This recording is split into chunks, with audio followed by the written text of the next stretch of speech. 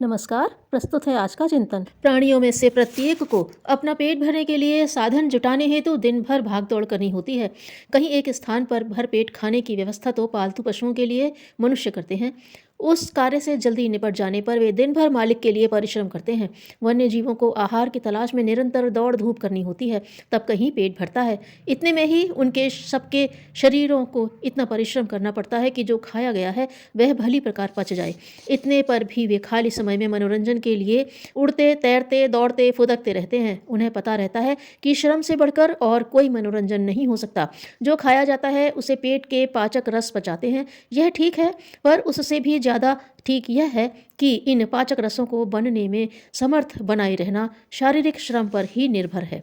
बैठे ठाले आदमी के अंग अवयव जकड़ने लगते हैं, सुस्त और निर्बल हो जाते हैं। बिना बार बार धार करे तलवार भौंथरी हो जाती है, जहाँ तहाँ पड़े रहने पर चाकू को जंग खा जाती है। श्रम में कमी करने पर उतनी ही क्षति होती है जितनी कि आवश्यक मात्रा में भोजन न मिलने पर शरीर की दुर्बलता बढ़ती है। भोजन और श्रम का अन्योन्य आश्रित संबंध है। एक में कटौती कर देने पर दूसरा पक्ष लड़खड़ाने लगता है। इस तथ्य को सृष्टि के सभी प्राणी समझते हैं। उनके लिए प्रकृति ने व्यवस्था भी वैसी बनाई है जिससे प्रेरित होकर वे भोजन के साथ साथ समुचित श्रम भी करते रहें। मनोरंजन उन्हें भी चाहिए, इसके लिए भी उन्हें श्रम करना पड़ता है। फिर आवास आच्छादन का प्रश्न भी ऐसा है जिसके लिए श्रम किए बिना और कोई चारा नहीं। बिल खोदने, घोंसला बनाने जैसे प्रयास भी उन्हें करने पड़ते हैं, जो सभी श्रम साध्य हैं। श्रम से निर्वाह के लिए श्रम, यह दोनों ही तंत्र मिलजुल कर इस धरती पर रहने वाले प्राणियों की शरीर यात्रा को सरल एवं सुनियोजित बनाए रहते हैं। केवल मनुष्य को ही इस व्यवस्था का व्यतिरेक करते देखा जाता है। उसका भोजन नियत समय पर रसोई घर में तैयार हो जाता है। खाने में चंद मिनट लगते हैं। मकान हर किसी को बने बनाए मिलते हैं, भले ही वे निजी हों या किराए के। निर्धन और निराश्रित भी कहीं ना कहीं झुग्गी झोंपड़ी बना लेते हैं, कोई ठिकाना ढूंढ लेते हैं, पर उन्हें भी आए दिन की दौड़ धूप इस निमित्त भी नहीं करनी पड़ती। ऐसी दशा में दो कठिनाइयाँ होती हैं। एक यह कि एक साथ पेट में बहुत सा खाना भर लिया जाता है। इसकी अपेक्षा यह अच्छा होता कि थोड़ा थोड़ा पचने योग्य ही खाना खाया जाता।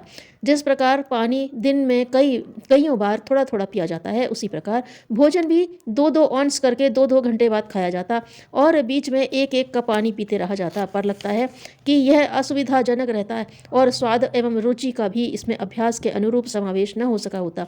पेट ज़्यादा खाने का अभ्यासी हो गया है, इसलिए अभ्यस्त मात्रा न मिलने पर उसे भूख भूख की रट लगी रहती है और पीढ़ियों का जमा हुआ अभ्यास गड़बड़ाने पर अड़चन उत्पन्न होती। जो लोग थोड़े थोड़े फल, थोड़ा थोड़ा रस या दूध आदि लेकर काम चला सकते हों, उन्हें खाने के बाद आलस करने की शिकायत न रहेगी और प्रत्येक बार का आहार नई फुर्ती, नई ताजगी देता रहेगा। पर इतना झंझट कौन उठाए? व्यवहार में इतना ही हो सकता है कि आधे पेट भोजन किया जाए, शेष आधा हवा पानी के लिए खाली रहने दिया जाए। दिन में 2 बार से अधिक न खाया जाए। भोजन के उपरांत 2 घंटे छोड़कर एक एक छोटा गिलास पानी एक एक घंटे बाद पीते रहा जाए। इससे पेट की, आंतों की, गुर्दों की, मूत्राशय की सफाई होती रहेगी और शरीर अपेक्षाकृत अपना काम शांतिपूर्वक चलाता रहेगा। मिर्च मसाले, मिठाई, पकवान, तली भुनी चीज़ों से परहेज रखा जा सके तो ही अच्छा है। मूल प्रश्न श्रम का है। जो लोग किसान मजदूर स्तर के कड़े काम करते हैं, उनकी कसरत अनायास ही होती रहती है। मनोरंजन वाले परिश्रम का प्रश्न रह जाता है तो प्रातः सायं टहलने निकल जाना अच्छा है। जहाँ खेल कूद की सुविधा है वहाँ वैसा भी कुछ किया जा सकता है। श्रम और विनोद का सुयोग बनता रहे तो ही ठीक है। प्रश्न उन लोगों का आता है जो बैठे हुए काम करते हैं, जो अक्ल की कमाई खाते हैं। क्लर्क, अध्यापक, अफसर, वकील, डॉक्टर, व्यापारी आदि के काम ऐसे हैं जिनमें हाथों को ही थोड़ा काम करना पड़ता है, यह जीभ चलानी पड़ती है। घर से दफ्तर प्रायः पास ही होते हैं और उस दूरी को भी देखा गया है कि सवारी के सहारे पार करते हैं। यह स्थिति ऐसी है जिसमें उस कठोर परिश्रम का अभाव ही रहता है जो पाचन के लिए, विभिन्न अंगों को गतिशील रखने के लिए आवश्यक है। इस स्तर के लोगों की जीवनी शक्ति घट जाती है, वे थोड़े से परिश्रम से ही थक जाते हैं। अपच, सिरदर्द, पैरों की अकड़न, अनिद्रा आदि की शिकायत करते रहते हैं। यूँ यह शिकायतें अत्यधिक श्रम करने पर श्रमिकों को भी हो सकती हैं। पर बाबू लोगों का सवाल दूसरा है। बैठे ठाले रहने के कारण उनके शरीर में शक्ति कम बनती है। ऐसी दशा में जो कुछ कर लेते हैं वही उनके लिए भारी पड़ता है। ऐसे लोग दुर्बलता जन्य छोटी छोटी बीमारियों से घिरे रहते हैं और ज्यों-त्यों करके यहाँ वहाँ दर्द, जलन, अकड़न की शिकायत करते हुए किसी प्रकार गाड़ी धकेलते रहते हैं। बड़े घरों की महिलाएं जिनके यहाँ कई नौकर-चाकर काम करते हैं, उनकी भी यही दशा होती है। जिन लोगों की दिनचर्या ऐसे कुचक्र में फंस गई है, उनके लिए यह उचित है कि दफ्तर से छुट्टी मिलते ही घर पर कुछ काम करने की राह खोजें।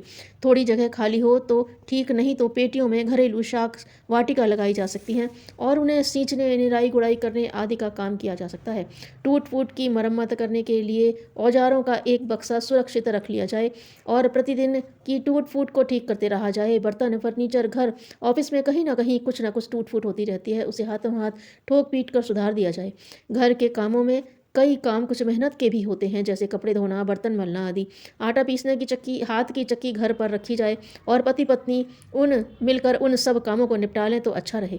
देहात में तो कुएं से पानी निकालना भी एक काम है। सब लोग मिलजुल कर घरेलू काम निपटाया करें तो सहकारिता बढ़ेगी, दक्षता आएगी और हारी बीमारी के अवसर पर भी घर का काम उसी तरह मिलजुल कर चलता रहेगा।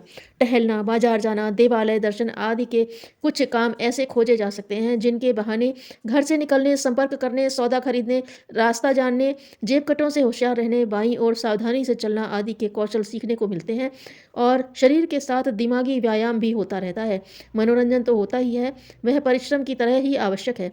संगीत वादन का घर में वातावरण बना रहे तो हल्का फुल्का व्यायाम भी हो जाता है और भावनाएं तरंगित होने पर स्नायुओं का व्यायाम भी हो जाता है।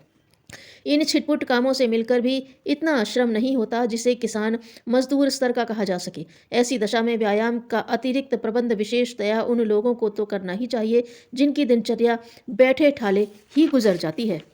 हार की बात कभी मत करो, आशा, विश्वास और विजय के बारे में बात करो। धन्यवाद।